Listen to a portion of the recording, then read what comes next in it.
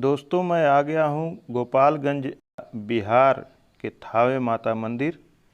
चलते हैं, माता रानी का दर्शन करेंगे। यहाँ थावे माता की कहानी बड़ी ही अद्भुत है। एक भक्त से रिलेटेड कहानी है। दोस्तों, माँ का दर्शन करने के बाद फिर चलेंगे, रहसु भक्त का भी दर्शन करेंगे और यहाँ की सारी जानकारी मैं भी बताऊंगा और यहाँ के जो पुजारी जी मिलेंगे उनसे भी बात कराऊंगा और सारा इतिहास आपके सामने होगा।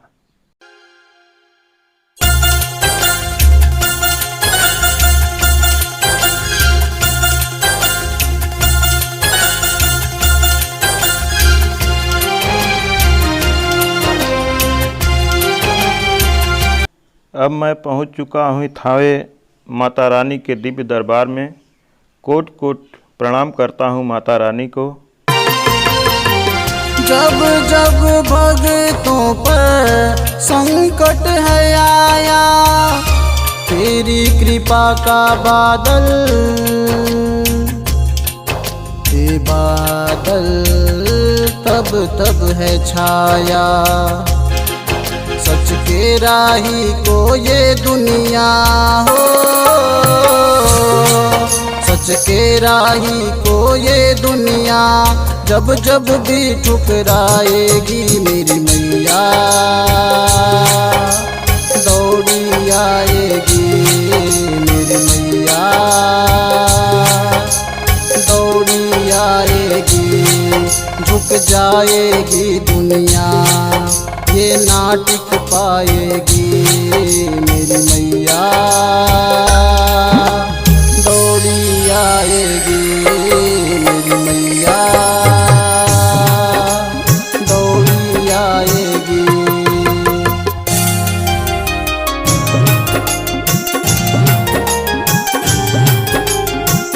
राधे दोस्तों, मैं इस समय बिहार के गोपालगंज ज़िले में थावे माता मंदिर पर हूँ।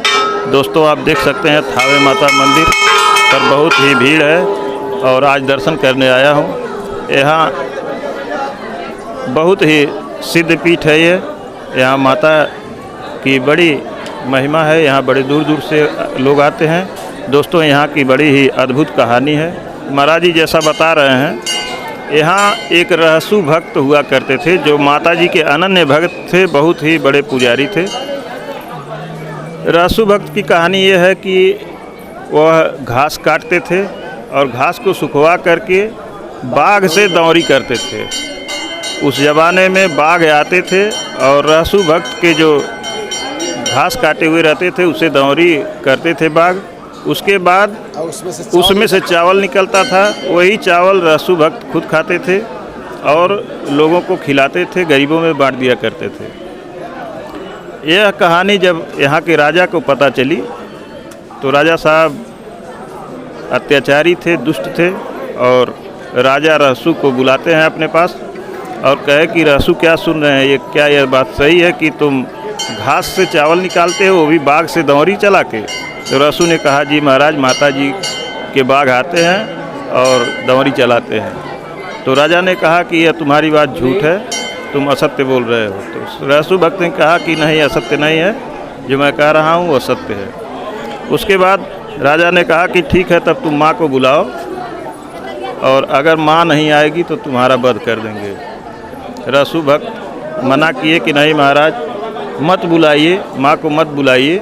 उनका जो रेज है, उनका जो ज्योति है, उसको आप बर्दाश्त नहीं कर पाएंगे। लेकिन राजा जिद पर अड़ गया, कहा नहीं, तुमको बुलाना ही पड़ेगा। रहसु भक्त माता का आवाहन करते हैं और माता कामाख्या से माता चलती हैं और रास्ते में माता जहाँ जहाँ सिद्धपीठ पड़ता है वहाँ हर जगह रुकती हैं। रहसु भक्त फिर भी मना करते हैं कि महाराज अब से रोक दीजिए। राजा कहता नहीं, माँ को बुलाओ। उसके बाद माँ आती हैं, रहसु के शरीर में प्रवेश करती हैं और माँ का हाथ रहसु के सर को फाड़ करके निकल जाता है। रहसु वहीं स्वर्गवासी हो जाते हैं। दृश्य देख करके राजा की भी मौत हो जाती है और माता यहीं पत्थर का रूप धारण कर लेती हैं। तब से यह थावे मंदिर प्रसिद्ध हो जाता है और आज तक यहाँ पर पूजनीय है माँ।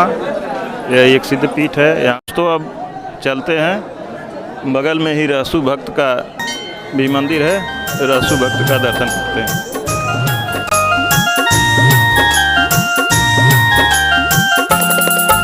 इस मोह के नगरी में, इस पाप के नगरी में तू कुछ भी सोच न पाएगा, तू कुछ भी सोच न पाएगा। सर पीट के रोएगा, हर चीज को खोएगा, जब तेरा बुलावा आएगा, जब तेरा बुलावा आएगा।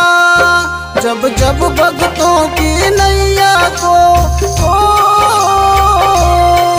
जब जब भक्तों की नैया को माया ये डुबवाएगी, मेरी मैया दौड़ी आएगी, मेरी मैया दौड़ी आएगी।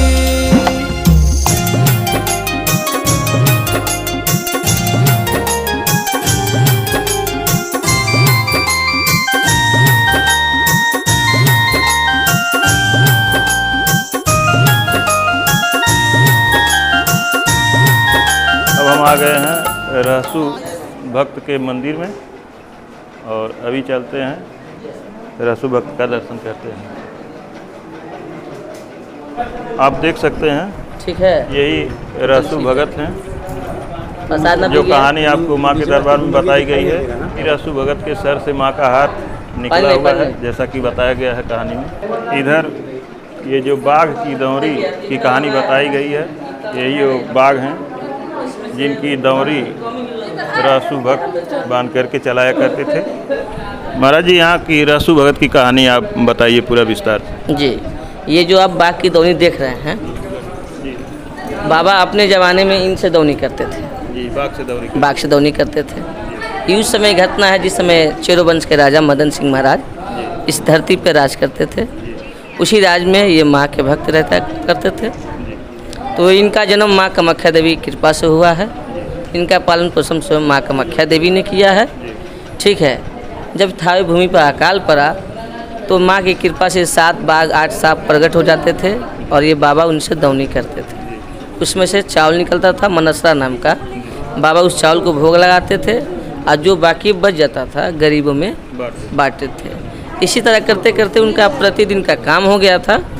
जी, प्रतिदिन के काम होने के कारण इस बात को राजा को जानकारी मिला कि हमारे राज्य में अकाल है और मेरी प्रजा खुशहाल है। क्या कारण है कि मेरी प्रजा खुशहाल है? बाबा को इस बात को राजा ने अपने गुप्तचरों को भेजा। गुप्तचर गए, पता लगाए और पता लगा कर आए। बोले महाराज कि हम महाराज एक भक्त हैं जो बाघ की दौरी करते हैं और कतरा से चावल निकालते हैं। तो राजा बोले कि ऐसा है तो उनको पकड़ कर लाया जाए यहाँ पर। अपने सिपाहियों को भेजे और सिपाहियों को भेजकर बाबा को बुलाया यहाँ पर।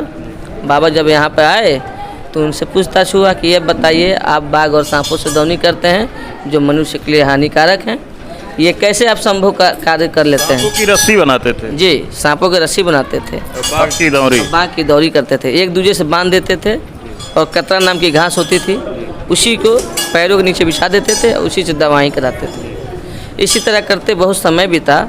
तो बताए ना अभी कि माँ के कृपा से सब काम होता था। तो राजा ने पूछा कि तो हमको भी दिखाइए।